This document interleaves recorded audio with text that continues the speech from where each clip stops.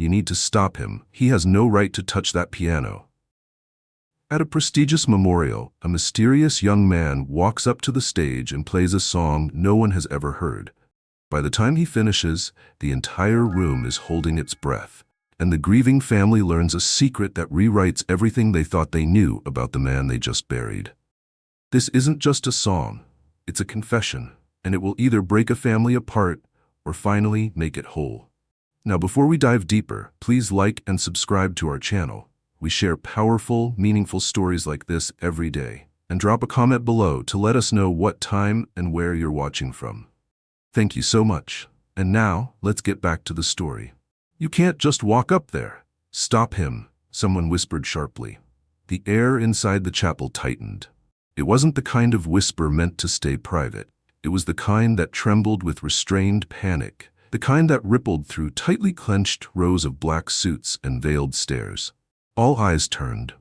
A young man, perhaps in his late 20s, was making his way down the central aisle of the Ellison family memorial. He moved neither quickly nor hesitantly, just deliberately, as if each step carried a burden no one else could see. He wore no tie, only a pressed shirt under a threadbare navy blazer. His shoes were clean but clearly worn, his face an uncertain calm. Not grief, not arrogance, but a muted sorrow he seemed to carry deep in the pit of his spine. He didn't look like someone who belonged. Margaret Ellison, the widow, glanced at her eldest son Daniel with confusion. He furrowed his brow but said nothing. His jaw, however, was tight as steel, and yet no one stopped the stranger. The pianist, scheduled to perform the final hymn, stood beside the grand piano near the altar, blinking in confusion, as the young man gently tapped his shoulder and whispered something. The pianist stepped aside without argument, almost dazed. "What is this?" someone in the second row asked beneath their breath. Daniel rose halfway from his chair, his lips parting to object, but before the protest could take shape, the young man sat down at the piano bench. The chapel fell into a vacuum of breath. Even the choir boys froze. The only sound that remained was the persistent tick of the antique wall clock above the entry, marking each second like a countdown no one had expected. The young man placed his fingers over the keys, hovering for a moment, not with flair but with reverence, as though the instrument held something sacred, something not yet ready to be disturbed. Then he began to play. It wasn't a hymn. It wasn't a song anyone in the room recognized. But within the first 6 notes, something changed. The melody drifted like smoke, low, fragile, and aching, with a sadness too old for someone so young to carry. The kind of music that sounded like it had waited years to be heard. The kind that made even the fidgeting children still their hands. Margaret's spine straightened sharply, her gloved hand flying up to her chest. She didn't blink. Her lips parted in a silent gasp, and one could almost hear her heart breaking behind the sound. Daniel's fists clenched at his sides. The music grew, not louder, not bolder, but deeper. It twisted inward like a secret being whispered to a roomful of strangers. There was no arrogance in it, no performance, only pain. Raw and polished at once. Notes bent in half-light, rolling over grief and memory like waves crawling over sand that could never forget. The pianist wasn't there to impress, he was there to release. As the final chord lingered in the air, the silence it left behind felt heavier than the sound itself. The air, though thick, held no breath. Then his voice, soft, unsteady, yet clear. "My name is Joshua." A murmur broke across the room. "I know many of you are wondering who I am and why I came. I didn't know if I'd find the courage today, but I couldn't stay silent anymore. Not after he's gone." Daniel stood up, his voice sharp. "You need to leave. Now. This is not the time or place." Margaret raised her hand, silencing him. Joshua looked down at the keys for a moment, then up at the faces watching him with suspicion, confusion, or stunned awe. "I never had a place in his life. Not like you all did. But he gave me something once. Just once. A song. And that song has lived inside me every day since." He paused, hands trembling slightly over the wood. "He wrote it for me. Before I was born. Before he met most of you. My mother, she never wanted me to come here. She told me to leave the past buried. But it's hard to bury a song that keeps playing in your head." Another whisper. "What is he saying?" Joshua closed his eyes. "I didn't come for money or attention. I had to play it here. Once. For him. For myself. For the truth." Daniel stepped into the aisle, face flushed red with disbelief. You think you can just walk in here, interrupt our father's memorial, play some made-up tune and call it truth? You're not family. Joshua looked straight into his eyes then. There was no anger in him. Only something hollow, something deeper. Robert Ellison was my father. A gasp rippled through the room like a sudden wind. I know that doesn't sit right. I know I don't look like I belong. But I didn't come to make demands. I came to play the only thing he ever gave me. Because I thought, maybe he meant for me to hear it. Maybe it was his way of saying sorry when he couldn't say it out loud. Margaret leaned forward, one hand gripping the pew in front of her. You said he gave it to you, she said, barely above a whisper. When? I was 7, Joshua replied, voice catching. He visited us once. My mother told me it was a friend stopping by, but he brought a small cassette, told her to give it to me when I was older. I listened to it every year on my birthday, every note, every rest. Margaret covered her mouth, her eyes filled with water that refused to fall. I recognized it, she whispered. It was the melody he hummed the night after our engagement. I asked what it was. He said it wasn't finished yet. Joshua's lip trembled. He finished it, just not with you. Daniel was frozen in the aisle, staring between the two of them like the ground beneath him was cracking open. For a long time, no one spoke. Then an elderly uncle in the back muttered, I remember he disappeared one weekend, years ago. Came back different, quiet, and he never said where he went. Joshua stood from the piano. I didn't come to claim a place in this family. I know what I am and what I'm not. But that song? That was his way of loving me when the world wouldn't let him say it. I needed it to be heard. Once, in the room he would have never brought me to. He turned then, eyes lowering to the floor. I'm sorry for the interruption. He started walking back up the aisle, each step echoing like a tolling bell in the stunned stillness of the chapel. No one stopped him, not this time. But as he reached the doors, Margaret rose. Wait, he turned. She walked toward him slowly, her heels quiet on the marble, her hand reaching inside her clutch. I don't know what he told you or didn't tell you, but that song, she swallowed, her voice breaking, it was always meant for someone he loved, and maybe I wasn't the only one. She held out a folded piece of sheet music, worn, yellowed at the edges. I found this in his drawer a week before he died. I never asked. I thought it was just an old draft, but I see now, it wasn't. Joshua took it with shaking hands. His breath hitched when he saw the title, For the Boy I'll Never Hold. His knees nearly gave out. Part 2 will continue the fallout of this moment, deepening the family's emotional reckoning and exposing who truly knew and who had chosen to forget. Silence wrapped itself around the chapel like a heavy wool coat no one could shake off. The kind of silence that comes after a tremor, after something so intimate and unexpected breaks through the surface that no one dares breathe for fear of shattering whatever fragile truth still hangs in the air. Joshua stood at the threshold of the chapel doors, one hand grasping the old sheet music with a tenderness that made it look like he was holding the last piece of someone's soul. His shoulders were squared, but just barely, as if the weight of what had just happened pressed invisibly down on him, but he refused to collapse under it. Across the aisle, Daniel still hadn't moved. His arms hung stiff at his sides, fists clenched, lips slightly parted in shock. His entire life had been lived with the assurance of being the eldest. The first son, the rightful heir to a legacy built on discipline, loyalty, and pride. Now suddenly, he was something else entirely. Someone whose father had kept a second life hidden beneath the foundation of their family name. And in that moment, he wasn't sure whether he hated the stranger or the man they both called father. Margaret reached out again, not toward Joshua this time, but to steady herself against the edge of the pew. Her face was pale, but her eyes were burning with something ancient, something unresolved. Grief, perhaps, or recognition. Maybe both. She slowly turned toward the rest of the mourners. The guests, once composed in neat rows of order and etiquette, now looked like scattered shadows, each of them shifting uncomfortably, stealing glances at one another. No one quite knew how to return to the routine of a memorial service after witnessing a man's hidden life explode in a single melody. Aunt Lenora cleared her throat as if to restore decorum, but Margaret raised her hand. "Not yet," she said softly. "Let him speak." Joshua's eyes widened. His foot had already inched backward toward the open door. He hadn't come here to stay, just to play, reveal, and vanish. But her voice, for all its elegance, didn't offer him an escape. It invited him in, or perhaps demanded it.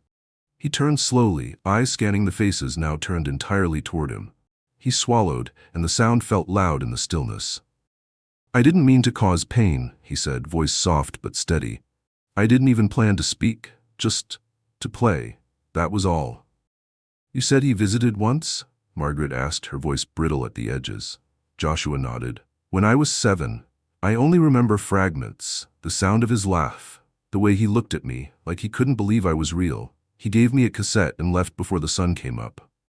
She closed her eyes. Her gloved fingers traced the edge of her shawl, lost in memory.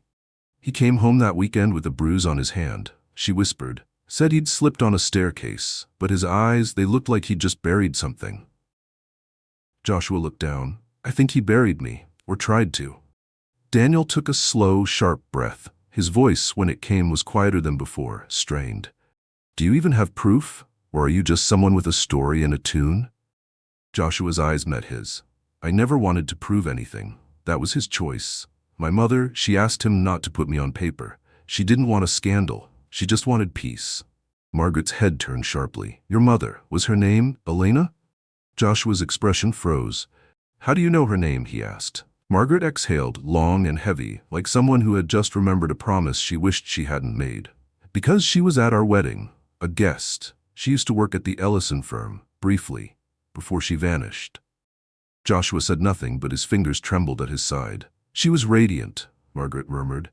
"Quiet, kind. I never suspected. But now, looking at you." Her voice caught. "You have his mouth, the same way it tilts when he's unsure." Daniel sat down slowly, hands clasped together, elbows resting on his knees. He stared down at the carpet beneath his shoes, as if the patterns there might rearrange into answers.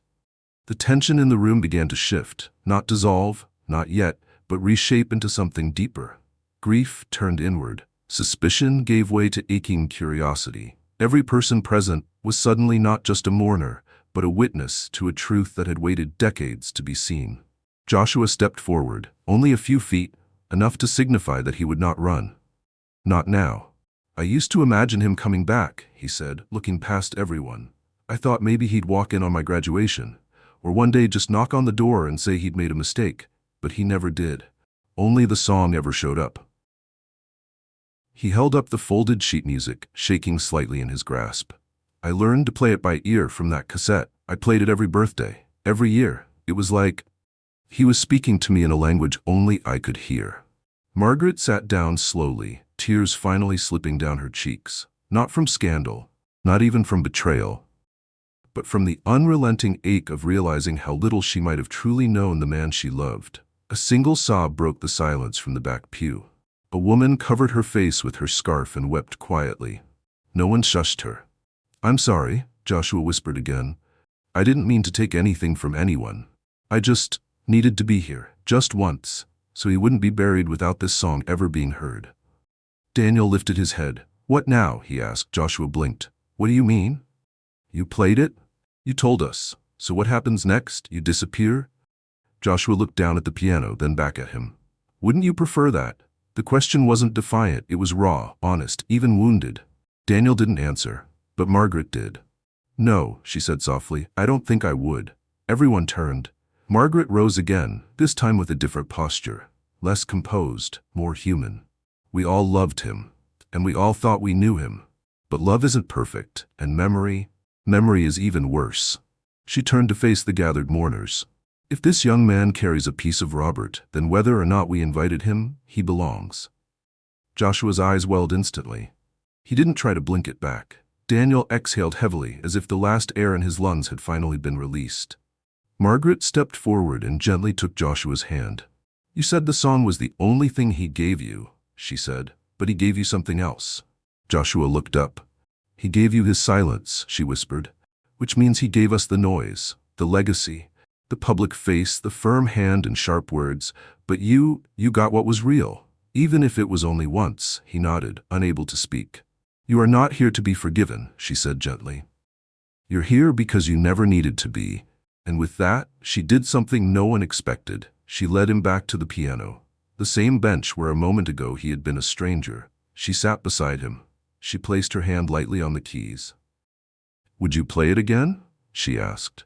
Joshua glanced around the room at the stunned, softened faces, at Daniel, whose eyes had not left him, at the pews, once cold and proud, now trembling with something closer to mercy. He placed his fingers back on the keys and played, not for proof, not for pity, but for something more eternal, a melody buried in time and now, finally, set free.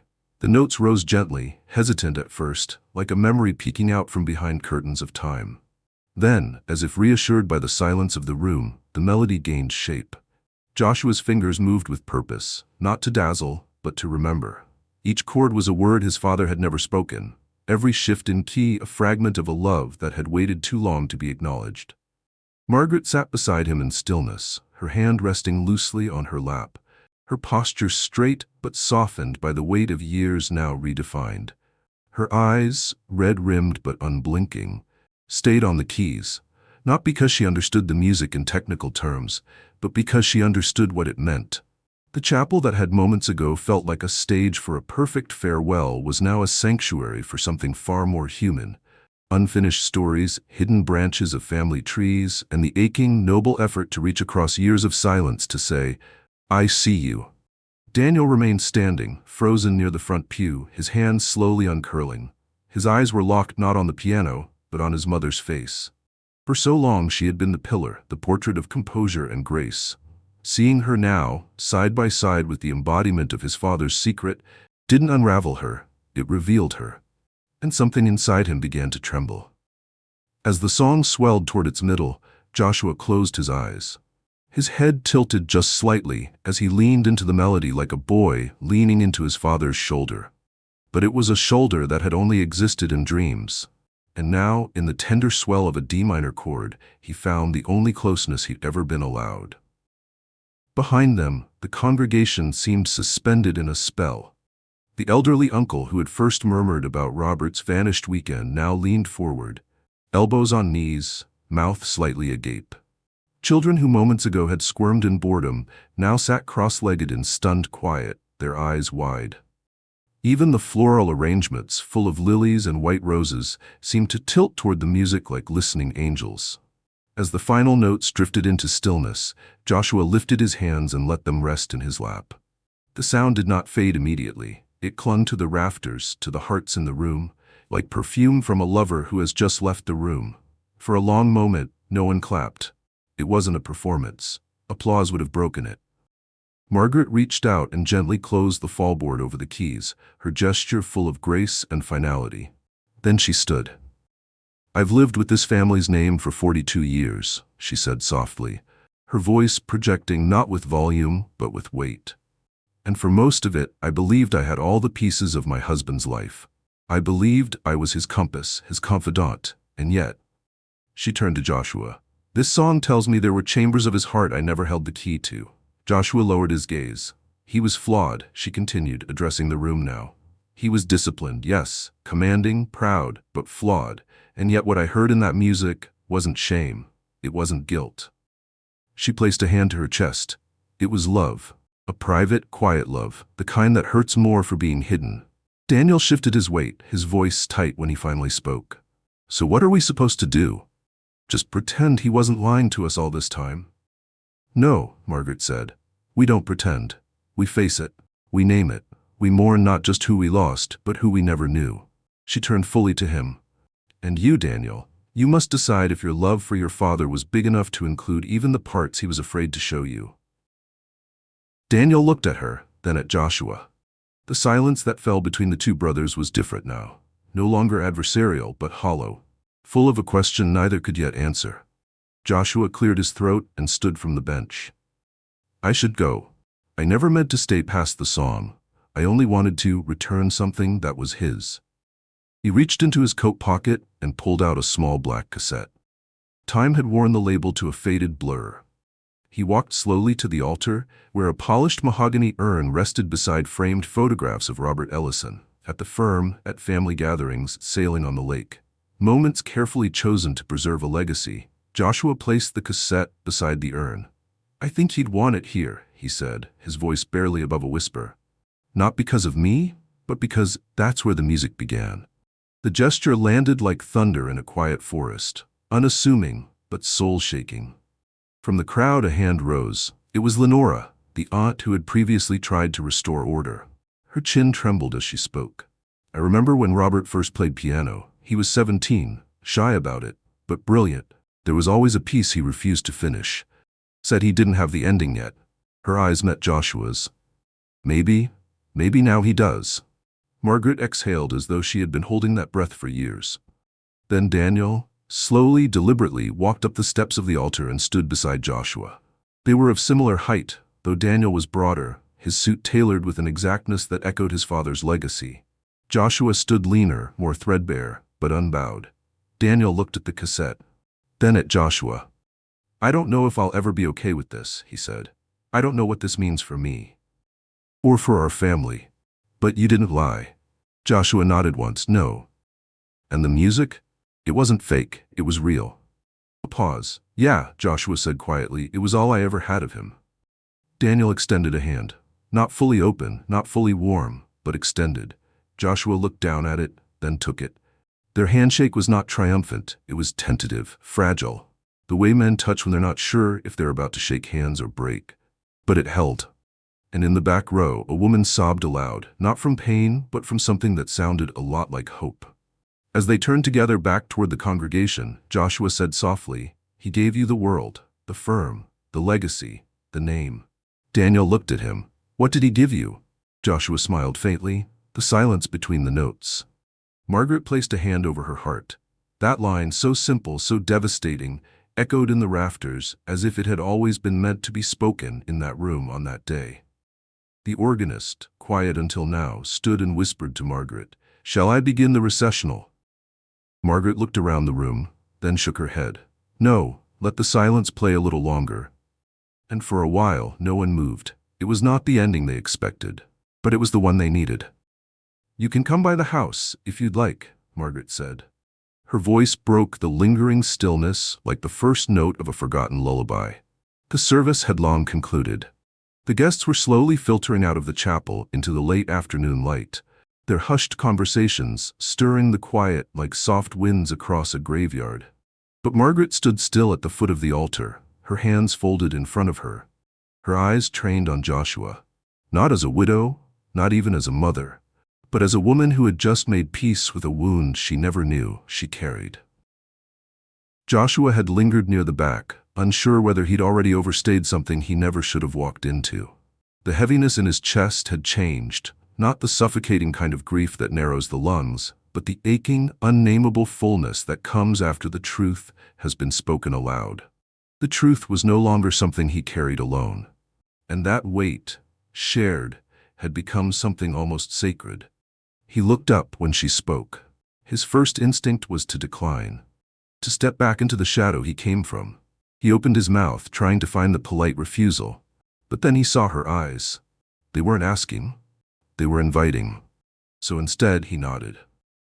"Okay." The Ellison family home sat on a hill that seemed to float above the rest of the town. Joshua had never seen it in person, only in newspaper clippings or online interviews, articles about Robert Ellison's philanthropy, or features about the family's legal legacy. It had always felt like a world behind glass, too glossy, too far. Now, he followed their car up the winding driveway, every turn punctuated by the beating of his heart. The house was as elegant as he imagined, white columns, dark shutters, windows that stretched like watchful eyes. But it wasn't the grandeur that struck him. It was the silence, not an empty silence, but a respectful one. As though the house knew something holy, or unholy, had just occurred and was still trying to adjust its frame around it. Inside, it smelled faintly of sandalwood and time. Family portraits lined the hallways, each one perfectly staged. Robert Ellison featured prominently, of course, posing with colleagues, clasping hands with governors, standing behind his wife and children in stiff, affectionate formality. Joshua looked at each photo with quiet fascination. Not jealousy. Just wonder. He'd never existed in frames like these. Daniel remained several steps behind him, arms crossed, silent, watching. Joshua didn't know whether it was caution or curiosity, and he didn't ask. Margaret led him to the parlor. "This is where he kept the old upright," she said, gesturing gently. The piano stood against the far wall, simple but dignified. Unlike the grand polished one at the chapel, this piano bore wear, faded keys, scratches on the lid, a foot pedal that stuck slightly when pressed. Joshua walked over and ran his fingers lightly across the surface. It was warm, as if waiting for him. "This was his favorite," Margaret said. "He always said grand pianos were for audiences, but uprights were for secrets." Joshua let out a quiet breath. "That sounds like him." A brief smile touched her lips. He pulled the piano bench back and sat down, resting his fingers on the keys but not playing. "Just feeling. Just listening." "I used to wonder," Margaret said after a moment, her voice quieter now, "why he stopped playing. After our 3rd year of marriage, he just stopped. Said work was too busy. Said music was a thing of youth." "But it wasn't," Joshua said, still not looking up. "No, it wasn't." Margaret walked slowly toward the shelves nearby and retrieved something, a leather-bound journal, old and softened at the edges. "He wrote things down," she said, "not often, but when something stayed in his mind too long." She handed it to him. Joshua opened the journal and his breath caught. On the first page he flipped to, dated June 14th, 28 years ago, were only a few lines. "She said she doesn't want my name, doesn't want the scandal, just the space to raise him. But I sent him the music. Maybe one day he'll understand what I couldn't say." Beneath it, a sketch of a treble clef, shaky, unsure, like it had been drawn with a trembling hand. Joshua blinked back, sudden heat in his eyes. "I used to think he forgot me," he whispered. "But he didn't." "No," Margaret said. "He buried you, but he didn't forget." Daniel stepped into the room then, the soft thud of his footsteps on the hardwood floor cutting into the stillness. "Mom," he said, "I found this upstairs, in his study." He handed her a small box, wooden, engraved with the initials R.E. Margaret opened it slowly. Inside was a photograph, worn, bent at the corners, a young woman, Alina, with a child in her arms, a baby, cheeks round, eyes bright. The back of the photo had a note scribbled in Robert's handwriting, "Year 1. God help me." Margaret pressed it to her chest, closed her eyes, then handed the photo to Joshua. He stared at it, unmoving. He didn't cry, he didn't speak, he just breathed. Deep. Measured, as if inhaling the proof of a life he had always believed existed but never expected to hold in his hands. Daniel sat down across from him. "I hated you today," he said bluntly. Joshua didn't flinch. "I know. I still don't know what I feel now, but it's not hate." Joshua looked at him for the first time with something new in his gaze. Not defense, not guilt. Hope. "I don't need anything from you," he said, "or the family, or the estate. I just wanted to put the song back where it belonged." Daniel nodded slowly. "I know." The room was quiet again, but this time the silence didn't feel like avoidance. It felt like space being made, room being cleared, for grief, for memory, for something that had no name but had finally found breath. Margaret reached out and placed her hand over Joshua's. "Would you stay for dinner?" she asked. He looked at her, startled. "I don't want to intrude." "You already have," she said, smiling faintly. "But not in the way you think." He glanced at Daniel, who shrugged. "Might as well. I'd like to know what my brother eats." The word lingered in the air longer than any of them expected. "Brother." It didn't feel forced, Joshua nodded. And as Margaret left to call the cook, and Daniel leaned back in the armchair, and the photo of a forgotten child sat now in the center of the parlor like a newly unearthed heirloom, Joshua turned back to the piano. And this time, when he played, it wasn't to say goodbye. It was to begin. The dining room had always been a place of ceremony, where rules sat taller than the chairs and silences were often more important than conversations. For decades, it had hosted judges, partners, governors, visiting dignitaries, all of whom knew exactly how to navigate its rituals. Fine china, rigid posture, words filtered through the lens of legacy and decorum. But tonight was different. The lights were dimmed to a warmth not usually permitted. The long, polished table that had once been a battlefield for legal debates and carefully constructed small talk now bore three simple place settings: a pitcher of water and a dish of roasted vegetables that had begun to cool from the quiet. Joshua sat at the far end, his napkin still folded in his lap. He hadn't touched the wine, though Margaret had poured it for him with the gentle authority of someone reclaiming her role as hostess, not out of habit, but from somewhere more vulnerable, somewhere maternal. Daniel sat across from him, fork resting against his plate, untouched. Every so often he'd glance toward the piano room, as if the echoes of that earlier melody still hung there, unresolved, haunting the air like an unfinished thought. "So," Margaret said at last, breaking the fragile silence, "tell me about your mother." Joshua looked up, surprised by the question. Not because it was intrusive, but because it wasn't. It felt genuine. "She was kind," he said slowly, "quiet, strong in a way that didn't draw attention." "Was she happy?" Margaret asked. He paused. "I think she tried to be, but part of her always lived with a shadow, like she'd tasted a life once and spent the rest of her years pretending she didn't miss it." Daniel took a sip of water, eyes down. "She never married?" Margaret asked. "No," Joshua said, a small smile touching the corners of his mouth. "She said she already had her great mistake, and her great love, and they were the same man." Margaret's throat caught. She reached for her glass, not to drink, but to anchor herself. "And she raised you alone?" "She did everything alone," he said more softly. "She didn't ask for help, not from anyone, but she always made sure I had a piano even when we couldn't afford one. Once, when I was 12, she sold her engagement ring to get me into music school." Margaret looked down at her hands, fingers intertwined. "I remember that ring," she whispered. "A pearl set in a twist of silver. Robert said it was from his grandmother." Joshua nodded. "It was. He gave it to her the same day he gave her the cassette."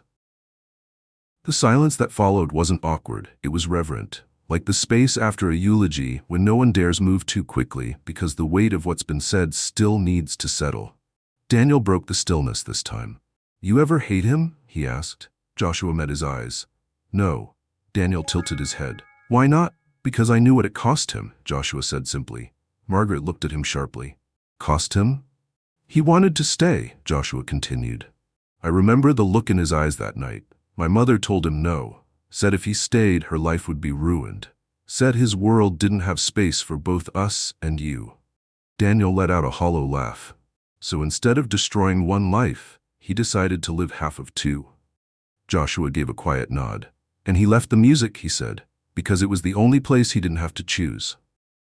Margaret's breath caught again, and this time the tears fell without resistance. She didn't wipe them, didn't apologize. They rolled down her cheeks like the truth had finally carved its way through decades of grace. "He used to hum at night," she said, her voice breaking. "After the children were asleep, he thought I couldn't hear. But I could, and sometimes I'd ask him what it was, and he'd say, 'Just a song I never got to finish.'" Joshua looked down, his voice barely audible. "He finished it, in his own way." Margaret reached for his hand across the table. "Thank you," she said, her voice trembling, "for finishing it with him." Daniel watched the two of them, his mother and the stranger who now carried his father's silence with the kind of reverence he didn't know how to match. He leaned back in his chair and let out a breath that sounded like it had been trapped inside him since the chapel. "I don't know what comes next," he admitted. Joshua looked at him. "Me neither." Daniel gave a small nod. "But maybe you could come back. Next Sunday. We usually have dinner here. Just us. Maybe you could join." Joshua hesitated. It wasn't the kind of offer you accepted lightly, but then he saw it, the softening behind Daniel's eyes. The first signs of something not quite forgiveness, but its distant cousin. Recognition. "I'd like that," he said. Dinner continued, not loud, not full, but enough. Laughter didn't come, but neither did pain. What emerged between them wasn't a family, not yet, but the fragile roots of one. The beginning of something that might someday grow tall enough to offer shade. Later, as the moonlight touched the Ellison house in pale silver and the quiet hours set in, Joshua wandered back into the parlor. Margaret had gone upstairs to rest. Daniel was outside on the porch, likely processing everything the way eldest sons often do, alone and in silence. Joshua stood in front of the upright piano. He didn't sit, just looked at it. And for a moment he swore he could hear it, his father's laughter, muffled by time. A single note played in a key only the two of them knew, not anger, not regret, but peace. A soft sound from behind made him turn. Daniel stood in the doorway, arms crossed. "You're not bad," he said. Joshua raised a brow. "At The piano, you've got something. Thanks, Joshua said, a faint smile forming. Daniel nodded once. You'll bring the sheet music next time? Joshua looked at the piano, then at Daniel. I don't need it anymore. And with that, he placed his fingers on the keys once more. This time not to mourn, not to reveal, not even to remember, but simply to play. The following Sunday arrived with a quiet sky, not the heavy gray of mourning, nor the blinding blue of celebration, just a soft, overcast stillness, as if the heavens themselves had agreed to step back and allow something delicate to unfold. Joshua stood on the front porch of the Ellison estate, his palms damp despite the cool breeze. He wore a clean, button-down shirt and carried a canvas bag slung over one shoulder. Inside was nothing valuable, at least not in monetary terms. A few pages of scribbled sheet music, a photograph of his mother tucked inside a paperback, a small tin of lemon candies she used to love. Things that made him feel less like a guest, more like someone returning with pieces of himself to offer. He hadn't been sure he would come. He had replayed Daniel's invitation in his head for days, parsing every word, every possible subtext. Was it genuine? Was it polite obligation? Was it some quiet test? But in the end, none of that mattered, because he knew the difference between being invited for appearance and being invited for presence. And when Daniel had said, "Maybe you could join," there had been no calculation in his voice, only the kind of uncertainty that looked a lot like hope in disguise. The door opened before he could knock. It was Margaret. This time, her hair was swept casually behind her shoulders, no pearls around her neck. She looked 10 years younger without the armor of widowhood, yet her eyes still carried centuries. "You came," she said. "I wasn't sure if I should," Joshua replied. She stepped aside with a gentle smile. "But you did. That's what matters." He stepped into the foyer, taking in the soft scent of roasted rosemary and baking bread. The house felt different, less formal, more lived in. A fire crackled quietly in the study down the hall. Somewhere in the background, a dog barked faintly from a neighboring property. Ordinary things, simple things, but to Joshua they felt extraordinary. Daniel emerged from the dining room, sleeves rolled to his forearms, a dish towel slung over one shoulder. The sight of him like that, domestic, unguarded, made Joshua blink twice. "You cook?" he asked, surprised. Daniel smirked. "Don't tell the firm. It'll ruin my reputation." Joshua laughed, the sound surprising both of them. Margaret disappeared into the kitchen, calling over her shoulder, "Dinner in 10. You two can set the table." It was spoken like a mother addressing two sons. Daniel handed Joshua a stack of plates. Their hands brushed, and for a split second, both paused, acknowledging not the awkwardness but the unexpected familiarity. Joshua took the dishes and followed Daniel into the dining room. "So," Daniel began as they placed utensils around the table, "what's in the bag?" Joshua looked down at the canvas slung over his shoulder. "Just memories and music. Original compositions? Some. Others are things I've played since I was a kid. Stuff that reminded me of him, even if I didn't know why at the time." Daniel finished arranging the silverware and folded his arms, leaning against the chair. "You know," he said, "for years I thought I was the only one who didn't measure up. Our father, he never really praised me, never told me he was proud, just expected and corrected." Joshua nodded. "He did that with silence too. It's amazing how much noise can live inside it." Daniel studied him for a moment, then looked away. "I didn't expect to like you," he admitted. Joshua smiled faintly. "I didn't expect to be liked." Dinner was simple: roast chicken, herb potatoes, fresh greens from the garden. But it was the kind of meal that made you feel settled, even if you hadn't realized you were unsteady. The three of them talked, not of the past, not of legacy, but of music, books, small observations about the neighborhood, and which neighbor's dog always barked at night. It was the first dinner in the Ellison home in years that hadn't been wrapped in politics or reputation. After dessert, apple tart, warm and imperfectly sliced, Margaret rose and said, "I need to go call Lenora before she explodes with curiosity. You two stay." She exited with a glance over her shoulder that said more than words. "I'm leaving you alone on purpose." The two men sat in a soft, ambient silence. After a while, Daniel cleared his throat. "I found something else. In one of his file drawers. Thought you might want to see it." He disappeared upstairs and returned with a slim folder. He slid it across the table. Joshua opened it. Inside were letters, unsent. all addressed to Elena. The first was dated just weeks after Joshua had been born. I held him just once. He gripped my finger like it belonged to him, and it did. Another, written years later. I hear he's playing piano now. Maybe he's using my hands, or my mistakes. Joshua's hands trembled as he turned the pages. The final letter was undated. It wasn't to Elena. It was to him. I don't know if you'll ever read this or if you'd want to, but if you're out there, if music still moves you, I hope you know I loved you the only way I could. In silence, in songs, in the space between. Joshua's voice broke when he spoke. He wrote to me. Daniel didn't reply. He didn't need to, because sometimes love doesn't arrive when it should. It doesn't speak when it matters, but it lingers. In attics, in old folders, in melodies and memories and unfinished conversations. And sometimes, if you're lucky, it finds a way to finish what it started. Later that evening, after the dishes had been cleared and Margaret had gone to bed with a tired kiss on Joshua's forehead that felt like a strange kind of blessing, the two men sat again in the parlor. Joshua pulled out the sheet music from his bag and laid it on the upright piano. "I've been working on something," he said. Daniel raised a brow. "Another song?" Joshua nodded. "It's not just mine, though. It's his, yours, mine, hers, all of it." He placed his fingers on the keys. Daniel didn't speak. He just sat back and listened. And when the song began, it was gentle, layered, not mournful, not entirely joyful, but whole. It carried the echoes of a man they both loved and the ache of a childhood split between two lives. It was a song written for a family broken in secret and reassembled in forgiveness. It was not an ending, it was an opening note. The morning after felt different. Not because anything dramatic had happened overnight, but because, for once, nothing had.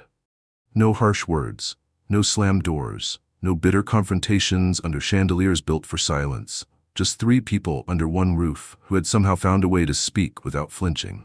Joshua woke to the sound of distant birds and the soft chime of the old grandfather clock in the hallway. For a moment, lying there on the guest room bed, fresh linen sheets, a view of the garden just beyond the curtain, he allowed himself to believe he belonged. Not as a visitor, not as an echo, but as a son. He rose, dressed quietly, and wandered through the hushed hallways of a house once forbidden.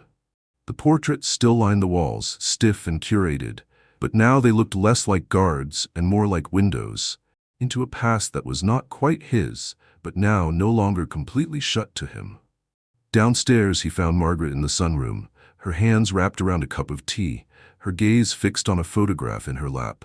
It was a picture of Robert, younger than any of the ones framed in the halls, hair wild, jacket undone, eyes softer. "He used to laugh like this," she said without looking up, "before the name started meaning more than the man." Joshua stepped inside quietly. "He looks happy."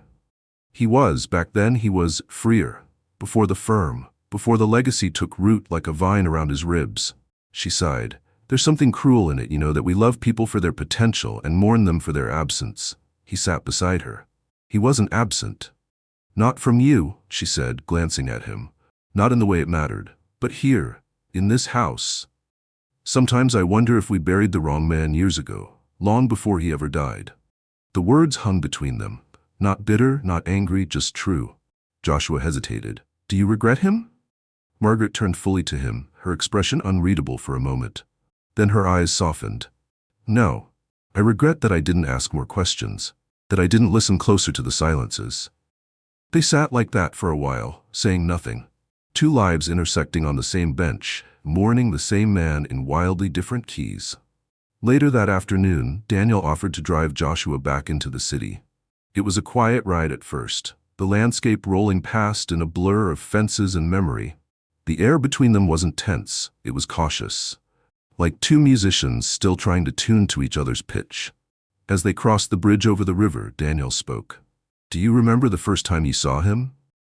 Joshua thought for a moment. "Not clearly. I remember his hands. He had a watch he kept adjusting like he wasn't used to sitting still." Daniel nodded. "He used to do that in court, said it kept him grounded." They fell into silence again, but this one was more companionable. "He ever say anything to you?" Daniel asked. Joshua hesitated. "He said, 'You'll never be alone.'" "Not really." "And then he left."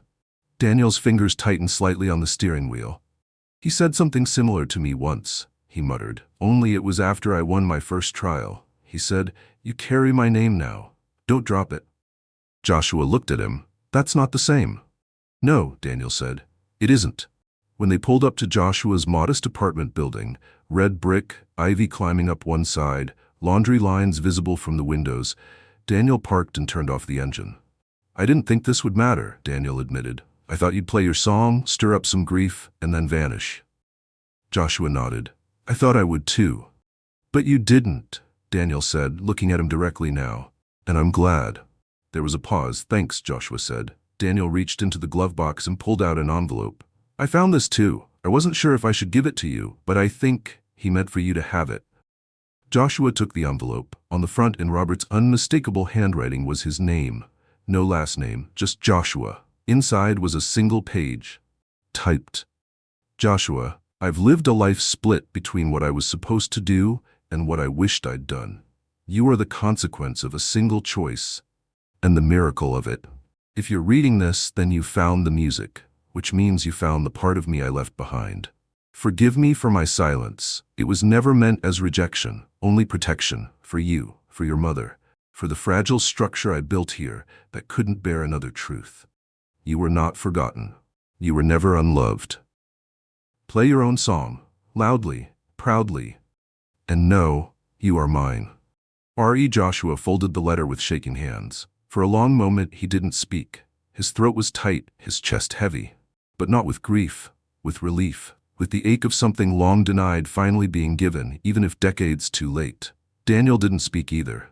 He simply waited. When Joshua looked up, there were tears in his eyes. But there was a smile too. "You know," he said, "I used to dream of letters like that. I just never imagined he actually wrote one." "He wrote a lot of things he never sent," Daniel said quietly. "He just didn't know how to end them." Joshua nodded. "Maybe that's why he loved music so much. You don't have to explain the ending, you just play the last note." Daniel chuckled softly. "That's surprisingly poetic for a guy who showed up uninvited to a funeral." Joshua laughed, wiping his eyes. "I'll take that as progress." Daniel extended a hand, not in formality this time but in something more honest. "See you next Sunday?" Joshua shook it. "Yeah, you will." As he stepped out of the car, bag slung over his shoulder, the letter pressed close to his heart, Joshua paused at the front steps. He turned back. "Hey, Daniel? Yeah? I think we should record it." "The song?" Joshua nodded. "Not for anyone else, just for us. For him." Daniel considered it, then nodded. "We'll need a good mic." "I know a guy," Joshua said, smiling. The car pulled away and Joshua stood alone on the steps, no longer the boy from the margins, the ghost of a family secret, but a man seen, heard, named. And as he clambers to his apartment, letter still in hand, he thought of Robert's final words. Play your own song. And for the first time in his life, he wasn't playing alone. The old recording studio wasn't anything grand. Tucked between a laundromat and a bookstore that smelled permanently of old pages and dust, it barely announced its presence. No glowing signs, no velvet carpets, just a narrow green door with a tarnished brass handle and the faint thrum of a piano scale seeping through the brick walls like a whisper trying to be brave. Joshua stood in front of it, breathing in the autumn air, his fingers lightly curled around the neck of a leather music folder. He had passed this building countless times, always telling himself, someday he'd walk in, someday he'd stop waiting for permission. Someday had finally arrived. Daniel pulled up in his sleek black sedan, the kind of car built for courtroom entrances and country club exits, not side street music sessions. But he parked without hesitation and stepped out wearing jeans and a plain gray sweater. More human than any version of him Joshua had ever imagined. "You sure this is the place?" Daniel asked, eyeing the door like it might bite. Joshua smiled. "This is it. It's not Carnegie Hall, but the sound's honest here." Daniel glanced at him. "That's supposed to be a metaphor?" "Everything is," Joshua said. Inside, the studio was dim, cozy, worn in, wood-paneled walls, fraying rugs, a grand piano with its lid lifted like a heart mid-confession. A young engineer with dreadlocks and a faded NASA t-shirt greeted Joshua with a nod and a warm, "Yo, man, good to see you again." Daniel raised an eyebrow. "You come here a lot?" "Used to," Joshua said, running his hand along the piano's side. "Not to record, just to think. Sometimes I'd play when no one was around." The engineer, Ravi, began adjusting cables, positioning mics around the piano. "He ever tell you he wrote a piece in here once that made my girl cry? Not even a lyric, just chords. She called her dad after." Daniel glanced at Joshua. "You really been hiding?" Joshua shrugged. "When you grow up on the edges, you learn to keep the good things to yourself." They moved through the setup quietly. Ravi dimmed the lights in the booth, leaving the recording space awash in gold and amber. The piano stood under a soft spotlight, its keys glowing faintly like teeth in a closed smile. Joshua sat, cracked his knuckles, breathed in. "You nervous?" Daniel asked from behind the glass. "I've been nervous my whole life," Joshua murmured. "But this is different." The red recording light blinked on. Joshua's fingers hovered, then settled. And he began. The first notes were slow, cautious, not because he lacked confidence, but because he knew exactly what he was holding. This wasn't just a song, it was a reclamation of a name never spoken, of time never shared, of silence finally made sound. Daniel watched from the booth, arms crossed, jaw tight, but his eyes had softened. Each note seemed to undo a thread of tension woven into the fabric of his chest. This was his father's voice too, not the one he remembered, clipped and commanding, but a quieter one, hidden, vulnerable, human. The melody built slowly, layer by layer. It wasn't perfect, but it was alive. Every flaw, every tremble in Joshua's left hand, every moment where memory and music collided, it all rang with truth. Then something happened. As the piece neared its middle, Joshua changed it. It was subtle at first, a shift in chord progression, a new rhythm introduced gently. Daniel leaned forward. This wasn't the original version. Joshua was adding to it. He was finishing it. The theme that had once lingered unresolved now bloomed into something fuller, richer. Notes cascaded like petals falling onto marble. The melody turned inward, then swelled outward with an aching hope. Like a man finally daring to speak, even if his voice cracked halfway through. When the final note came, Joshua held it. Then released. Silence followed. Ravi pressed the talk button in the booth. "We got it." Daniel didn't move. Joshua stood and walked out slowly. His hands shook, not with fear, but with the rush of finally doing something that mattered. Daniel stared at him. "You changed it," he said. Joshua nodded. "I thought the song was perfect," Daniel continued. "At the memorial, it felt like a message carved in stone." Joshua's voice was low, steady. It was a message, but it wasn't the end. Daniel considered that. "What is it now?" Joshua looked toward the piano, then back at his brother. "A conversation." They left the studio without saying much more. The drive back to the Ellison house was quieter than before, but the silence was shared now. Comfortable. Like the space between breaths in a symphony, what gives the music room to breathe. That evening, they sat in the study and played the recording through the old speakers Robert had once installed to listen to court recordings. Now, his sons, two halves of a man neither fully understood, sat on opposite couches, heads bowed as the melody filled the room he had once ruled. Margaret stood in the doorway, a cup of tea growing cold in her hands. When the song ended, no one clapped. Instead, she crossed the room and kissed Joshua's forehead. Then Daniel's. "I wish he were here to hear this," she said. Joshua looked up. "Maybe he is." She smiled, tired and bright all at once. "Then I hope he's listening and taking notes."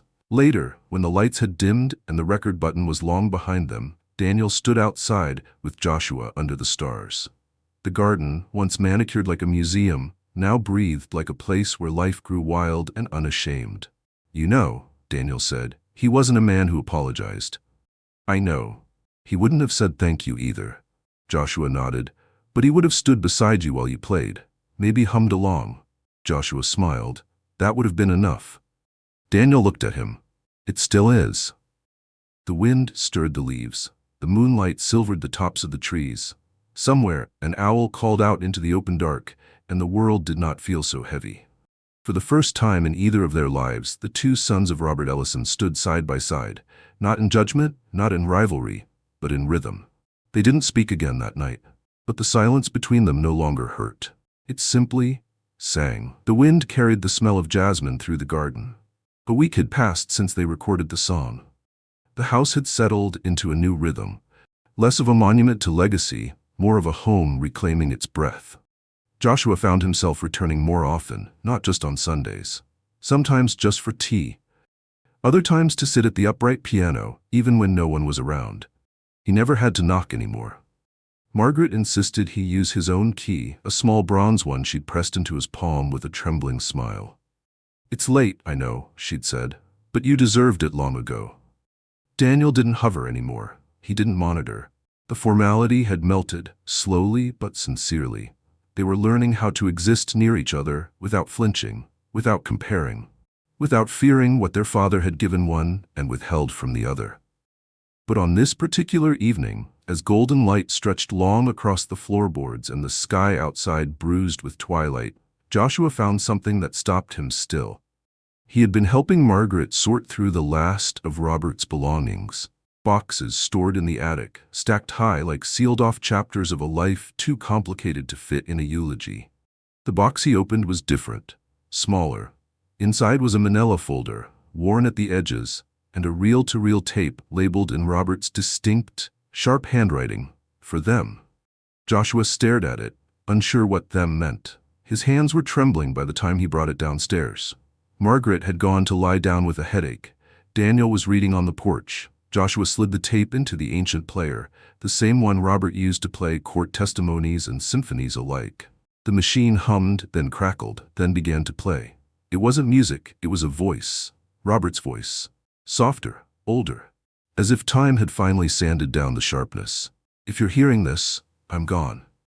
Joshua froze. The sound felt like a door unlocking from the other side of time. "I don't know if this will ever be found, or if it should be, but I needed to speak, for once, without interruption."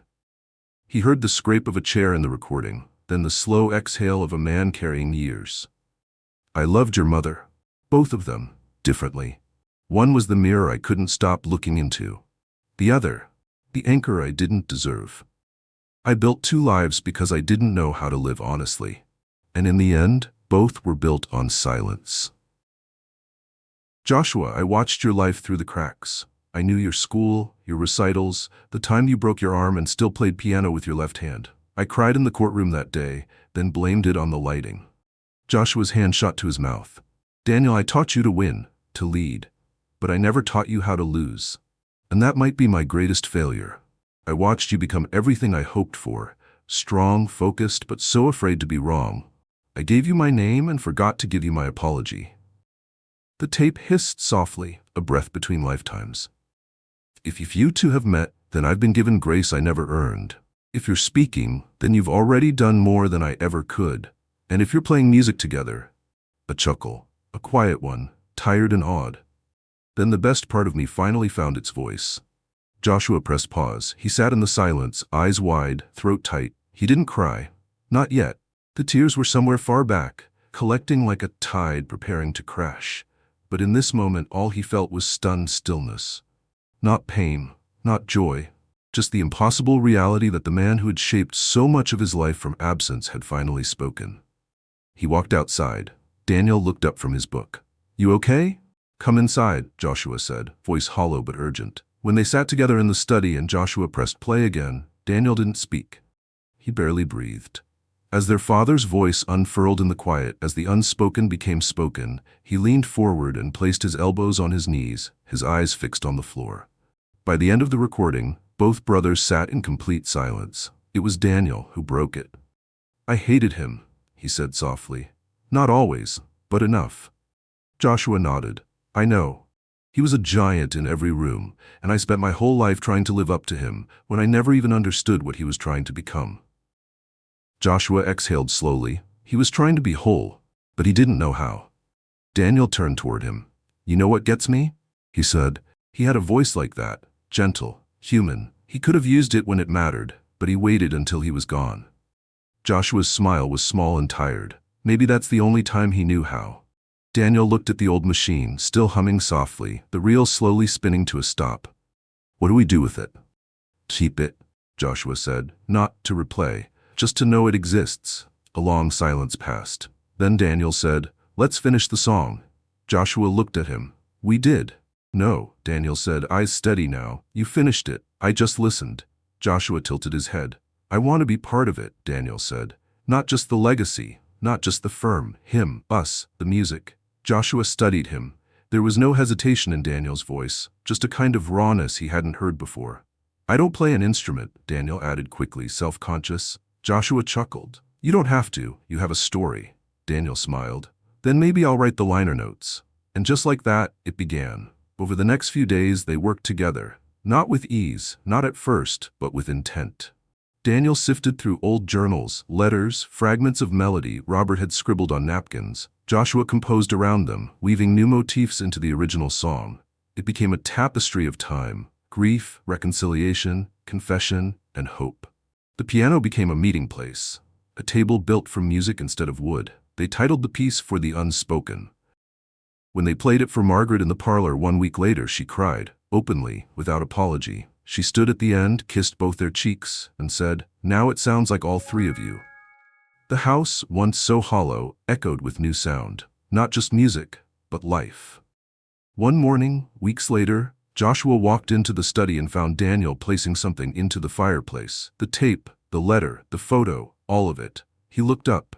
I scanned them, archived them, but I think they need to go. Joshua said nothing. Daniel lit the match. As the fire took hold, the reels curled. The ink flared briefly, then disappeared into orange light. They stood side by side, watching their father's secrets turn to ash. Think he'd be angry? Joshua asked. Daniel thought for a moment. No, I think this is the first time we're actually finishing something he started. Joshua nodded. The fire cracked once, loud and sharp. Neither flinched. The concert hall wasn't large, certainly not grand, but it was honest. The walls were paneled in dark oak, worn at the corners, and the rows of seats rose in gentle tiers like a congregation leaning in to listen. Dust danced in the light shafts streaming through tall windows, and the air carried the scent of old wood, sheet music, and time. It wasn't a place for spectacle. It was a place for stories. Joshua stood backstage, fingers brushing the keys of a smaller practice piano tucked into the corner. His hands were steady, but his chest was heavy with something he couldn't name. Not fear, not exactly. It felt closer to reverence. This would be the first time he'd played for the unspoken publicly. And not alone. Out in the front rows, Margaret sat in a sea of quiet, her hands folded over a pale lavender program. She wore Robert's wedding band on a chain around her neck. It glinted faintly in the afternoon sun. Next to her sat Daniel, dressed simply in a dark jacket and open collar. No tie. He held a single page in his hand, his words prepared but unmemorized. He would not be playing an instrument tonight. He would be reading, and for him, that was more terrifying than piano keys ever could be. Are you ready? A soft voice asked behind Joshua. It was Ravi, now helping coordinate the small event. He offered a nod, then held up 2 fingers. 2 minutes. Joshua nodded. He glanced at the small mirror on the wall. His own eyes stared back, no longer filled with doubt, but with a quiet steadiness that had taken years to earn. He walked toward the stage door. Daniel met him in the wings. You good? Daniel asked. Joshua smiled. Are you? Definitely not, Daniel replied, exhaling hard. But let's do it anyway. The stage was quiet when they stepped out. The murmurs hushed, the room stilled. No fanfare, no announcement, just 2 men, 2 sons. One sat behind the piano. The other moved to the microphone, unfolding the paper with careful hands. Daniel looked out into the audience, small, intimate, but full. Strangers, friends, a few former clients of Robert's old neighbors. Ravi sat near the back, nodding encouragingly. Margaret smiled from her seat in the front row, her eyes already shining. Daniel cleared his throat. My name is Daniel Ellison. Some of you knew my father as a partner, a judge, a mentor. To me, he was a standard, a shadow, and for a long time, a stranger. He paused, eyes flicking toward Joshua. But life has a strange way of rewriting the stories we thought were finished. What you're about to hear is more than a song. It's an inheritance. One passed not through wills or estates, but through silence. Through the ache of what was never said, and the healing that comes when we finally listen. He stepped back. Joshua looked up, nodded once, then placed his fingers on the keys. The music began like breath. Soft, measured, familiar but transformed. This was not the song he had played at the memorial. That version had been mourning. This one was memory. Where once the melody drifted alone, it now moved with presence, with warmth. It wound gently through themes of ache and reconciliation, of secrets buried and truths uncovered. But instead of breaking the listener open, it wrapped around them. not to suffocate, to hold. Midway through the piece, Daniel stepped forward again, not to read, to speak, freely, from heart. My father made mistakes, he said. He loved without knowing how to stay. He led without knowing how to follow. And he built a life so carefully curated that sometimes I forgot he was a man, not a monument. The piano continued behind him, soft and steady, but he left us something. A silence so loud it begged for resolution. My brother, yes brother, took that silence and turned it into music. And today, I get to stand beside it. There was no applause, just stillness. The final stretch of the piece unfolded like sunrise. The melody that once ended in a question now arrived gently at its answer. The final chord did not linger. It simply arrived and ended. Not with sorrow, with peace. When the last note faded, Joshua's hand stayed on the keys a moment longer, his eyes closed. He wasn't listening for applause, he was listening for something else. And in the hush that followed, he found it. A quiet, a presence. Not an absence, a knowing. The audience rose slowly, not in a roar of ovation, but in something more sacred, a standing acknowledgement, not just of performance, but of completion. Margaret's tears fell freely as she pressed her hand to her chest. Daniel stepped forward and embraced Joshua, for the first time, fully. No hesitation, no fear of what it meant, only gratitude. You finished it, Daniel whispered. Joshua pulled back slightly, meeting his eyes. No, he said, we did. That evening, back at the Ellison house, they sat by the fire, the windows open to the autumn breeze. Margaret poured tea. Daniel read aloud from one of Robert's old journals, just a paragraph, just a glimpse into a man still too large and too flawed to fully contain. They didn't try to define what they'd become. They didn't need to. They had crossed a threshold few families ever find, where love is not measured in shared bloodlines but in chosen restoration. And somewhere deep in the walls of that house, in the echo of piano strings and whispered letters, the past exhaled. Not in pain, in release. Joshua looked out at the garden, the same one that once seemed too perfectly trimmed to step into. Now it felt like home. Play something, Margaret said gently, her eyes closing. Joshua smiled. He didn't ask what, he just placed his hands on the keys and began again. Not to grieve, not to prove, but to remember. And this time he wasn't playing alone. There are moments in life when silence says more than words ever could. This story reminds us that some truths live quietly between generations. Unspoken, unresolved, but waiting. Joshua grew up with a song instead of a father. Daniel grew up with a legacy instead of love. And yet, through a melody buried in grief, these two strangers discovered they were never truly alone. The most powerful healing doesn't come through confrontation. It comes through acknowledgement, through listening, and most of all, through grace. This isn't just a story about a secret son or a fractured family. It's about what happens when we choose to finish the unfinished, when we stop running from pain and start composing something beautiful out of it. So if you're watching this and carrying wounds from things left unsaid, this is your sign. The truth can still be spoken, the silence can still sing, and love, even if delayed, can still be heard. Because sometimes the greatest inheritance we leave behind isn't money or property or names. It's a song. Finished. Together.